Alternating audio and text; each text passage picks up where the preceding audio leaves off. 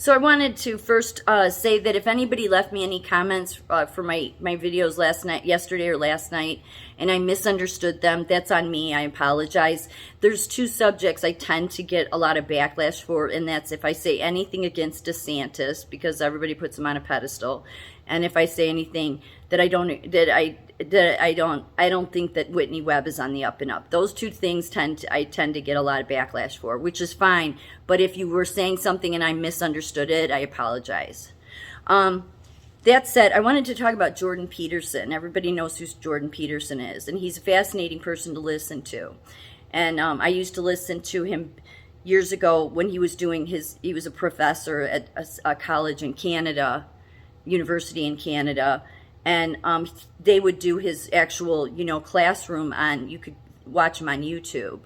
And he was teaching about psychology. And it was interesting to listen to him talk about the different personalities and hierarchy and all this. And he would explain it using childhood storybooks, using the Bible, using Buddhism, different things like that. He's very interesting to listen to. However, this isn't judging him at all. It's just that I think you have to question people that have so many followers. And like I've said this before, so it's nothing against him. But he's on Joe Rogan, and Joe Rogan has a lot of followers. And if you believe in the biblical God, and you don't have to, you can believe in what you want. I'm not one that pushes that on anyone. So please don't take it this way. I just think people should be informed. It's up to you what decision you make. But first of all, as you look around in our world right now with all these things being shot out of the sky, it's ever since COVID, but it's been going on before then. But there's just been one prophecy after another that's been playing out. Now, a ton of people can try to refute that, but there's too much evidence that's proven the Bible, and every time science has gone to try to disprove God, they're not able to do it. And even some of them themselves have gotten honest about that through the years, that they can't disprove Jesus Christ. You can't disprove him. He did live. Now, there's be a ton of scientists that say we don't know this, we don't have proof of that, but I've explained there is really, at the end of the day, there's no such thing as evidence or proof, because you're dealing with mankind, and mankind, as we have already, anybody who's awake realizes, numbers and evidence can be manipulated. But the way that you will convince people it's not is by telling them, no, we're experts, trust this, trust this. I mean, this is what the wicked would do. And given that God says in the Bible, the whole world lies with the wicked one, the devil is around every corner waiting to devour you, always, be on alert. I think that it's safe to say that that's true, okay?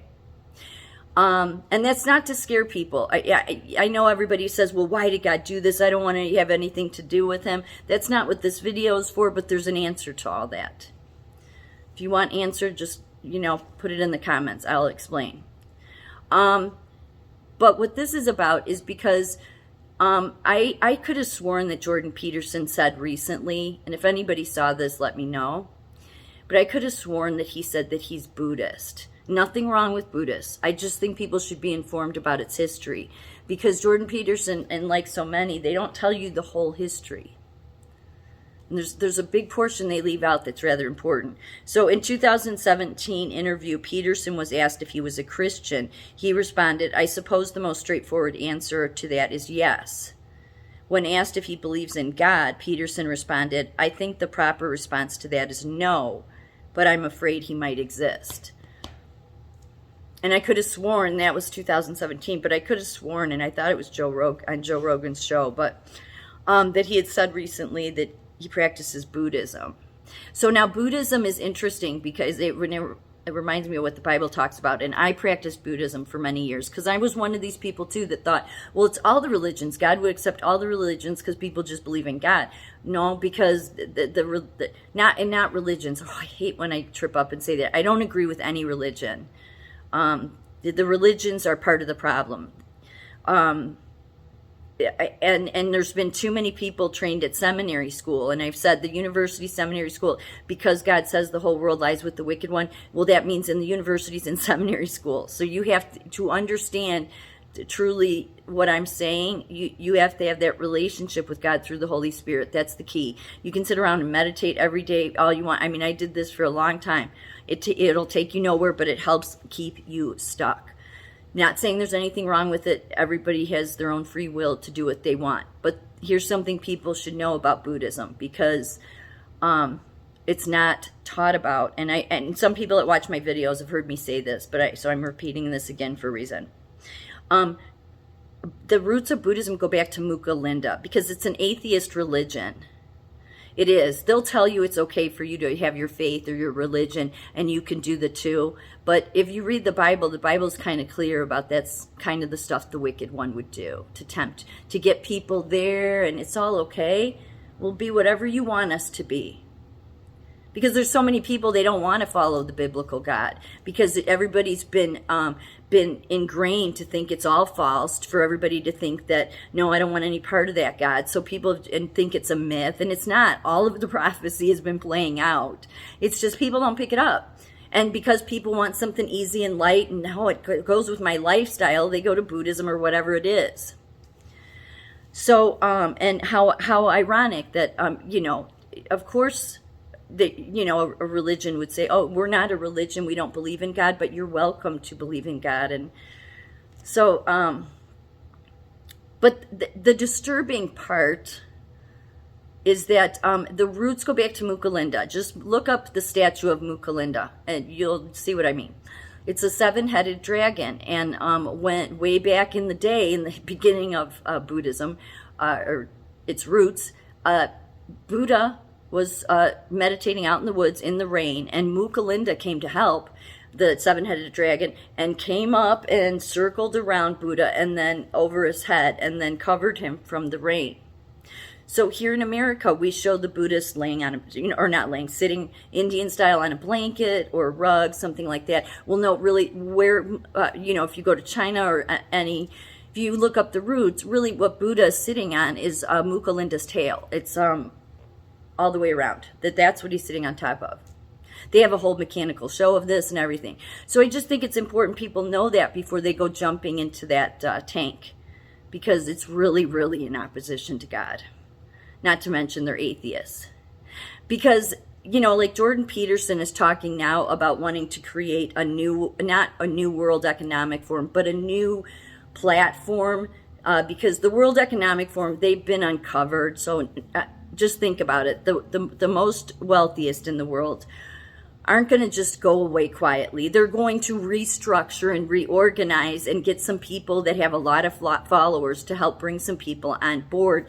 And then those people that you used to see at the World Economic Forum, you won't see anymore, but they're still behind the scenes, and they're controlling those new people that have a whole bunch of followers. Because what is the war really about? We can say it's this war they're after, but the war that's really being waged, whether people want to see it or not, is the war for your soul. That's why God said, this is why Jesus came to this, was the warnings that he talked more about hell than he did heaven. But he did talk about heaven, but he said that wicked one is always waiting to devour.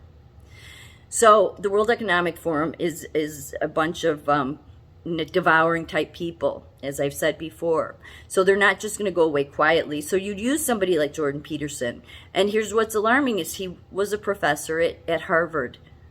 And I've said Harvard and Yale are those two schools that anybody that is in a big political position or has a lot of followers should be a red flag to you. Because it's that whole syndicate stuff. Because of their secret societies. It's true. So I don't think anybody should be creating a new platform, and Jordan Peterson is bringing it on the heels of, we're going to have a new platform, not like the World Economic Forums, but how we're going to navigate into the future. And this just sounds like wanting to control people again, but ultimately, more than that, getting people on the wide road. I bring up the wide road a lot because God talks about don't be on the wide road. There's more people on the wide road, which is going that way, than there is on the right road, because so many people will be deceived. So that's all I wanted to say. It's just something to be cautious of. Because if you believe in the Bible, then you know that that trickery is around every corner and it can deceive everyone. In fact, God talks about it deceiving everyone. So just